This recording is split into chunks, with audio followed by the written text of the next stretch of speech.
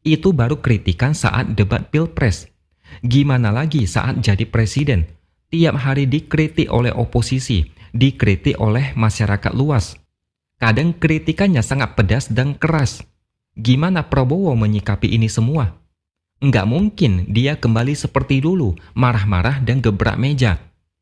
Mau tidak mau, Prabowo harus sabar dan membiasakan diri menerima kritikan.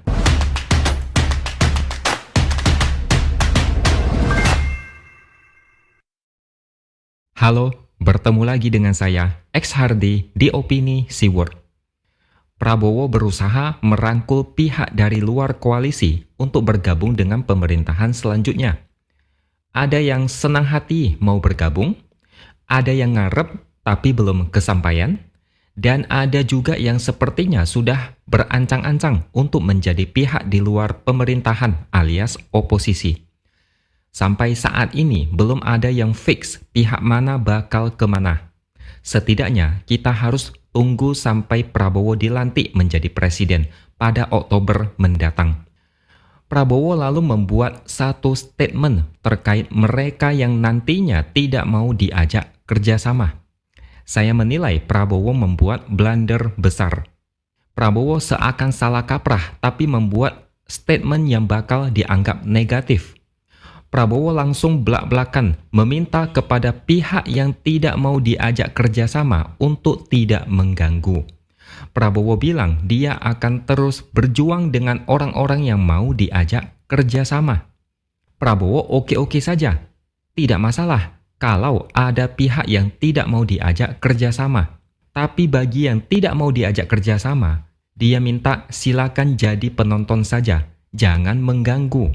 Orang lagi mau kerja, mau mengamankan kekayaan Indonesia, mau menghilangkan kelaparan.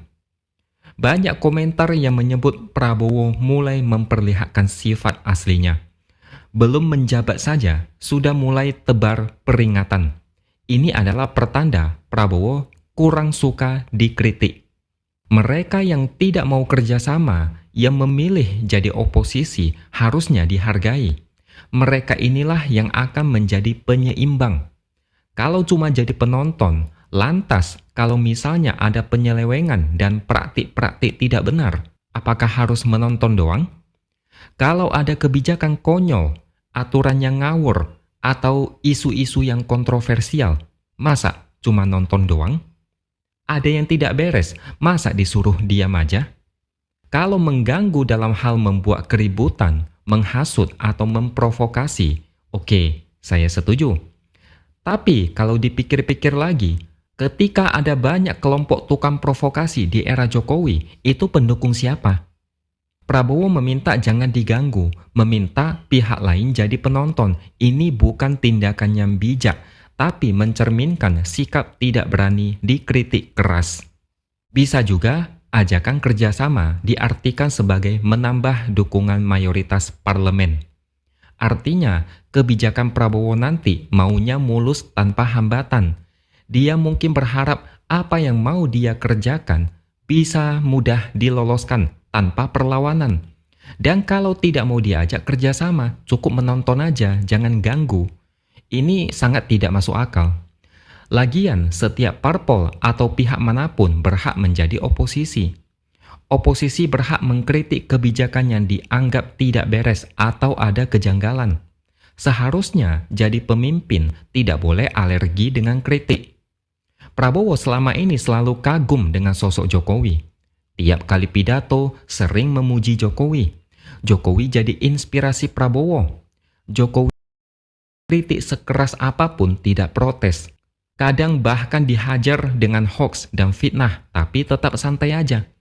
Harusnya Prabowo belajar dari Jokowi soal itu, kalau memang sangat menghormati Jokowi dan mau melanjutkan pekerjaannya. Dari awal, ketika mulai ada isu jumlah menteri akan ditambah, orang-orang sudah mulai curiga. Koalisi Prabowo terlalu gemuk. Tidak ada cara lain mengakomodir kepentingan koalisi selain dengan menambah jumlah menteri. Kalau kepentingan kawan politik tidak diakomodir, koalisi pasti bakal gonjang-ganjing. Negara ini kan negara demokrasi, bukan negara otoriter. Jadi pemimpin itu jangan jadi penguasa penuh, rakyat harus menurut tanpa membantah. Oposisi harus duduk manis dan tidak boleh cerewet, apalagi mengganggu. Tidak boleh berkuasa sesuai selera sendiri. Pemimpin itu tidak ada yang sempurna. Pasti ada kebijakan yang bakal dikritik. Dan itu harus diterima. Jangan alergi. Prabowo lagi-lagi membawa alasan mau mengamankan kekayaan bangsa Indonesia. Jadi dia jangan diganggu. Prabowo juga bawa-bawa anak Indonesia tidak boleh ada yang kelaparan. Dia mau menghilangkan kelaparan, mungkin lewat makan siang gratis. Anggaran yang dibutuhkan untuk program makan siang gratis sangat APBN. Bayangkan 450 triliun setahun. Itu 1 tahun, bukan untuk selamanya. Kalau nanti beban negara semakin besar, apakah kita juga harus diam saja dan tidak boleh bicara? Saya setuju dengan Ganjar yang mengatakan pihak yang bekerja sama dalam kabinet bisa saja mengganggu jalannya pemerintahan. Ganjar mengingatkan jangan sampai kemudian yang di dalam malah mengganggu. Istilahnya duri dalam daging atau menggunting dalam lipatan. Misalnya, pihak yang mengganggu itu ketika pemerintah mau menciptakan pemerintahan yang bersih, tapi ada pihak di dalam justru melakukan korupsi. Ganjar bilang pihak yang berada di luar pemerintah justru bisa membantu pemerintah karena bisa mengingatkan berbagai hal yang baik dan mengkritik kalau ada yang tidak beres. Saya merasa entah kenapa Prabowo dalam hati sepertinya yakin program kerjanya nanti akan banyak dikritik. Contohnya program makan siang gratis. Prabowo makanya dia mau mencari dukungan politik sebanyak-banyaknya.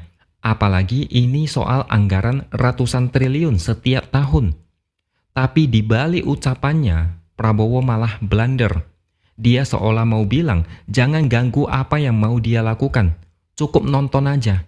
Dia selalu sembunyi di balik alasan mau menjaga kekayaan alam Indonesia, mau menyehatkan anak Indonesia, mau mensejahterakan rakyat Indonesia. Dari dulu alasannya selalu begitu. Makanya kalau tidak mau diganggu dalam arti diganggu secara konstruktif, bekerjalah yang benar. Sekarang ini jutaan mata mulai melotot ke arah kabinet yang kabarnya mau ditambah jadi 40 menteri. Kalau Prabowo tidak betah dan tidak terbiasa dikritik, maka silakan bekerja yang benar. Saat debat Pilpres, Prabowo sekilas sudah menunjukkan sikapnya itu kayak apa ketika dikritik keras saat diserang oleh Anies. Prabowo reaktif, melawan keras seolah tidak senang, bahkan dimasukin ke hati sampai berminggu-minggu, bahkan sampai curhat ke relawan. Itu baru kritikan saat debat Pilpres. Gimana lagi saat jadi presiden? Tiap hari dikritik oleh oposisi, dikritik oleh masyarakat luas. Kadang kritikannya sangat pedas dan keras. Gimana Prabowo menyikapi ini semua? Nggak mungkin dia kembali seperti dulu, marah-marah dan gebrak meja. Mau tidak mau, Prabowo harus sabar dan membiasakan diri menerima kritikan. Bagi yang sudah bangga memilih Prabowo, mari berharap Prabowo bakal bijak menghadapi kritikan. Kalau tidak, siap-siap saja kalian menghadapi guncangan mental. Biar bagaimanapun, itu adalah pilihan kalian.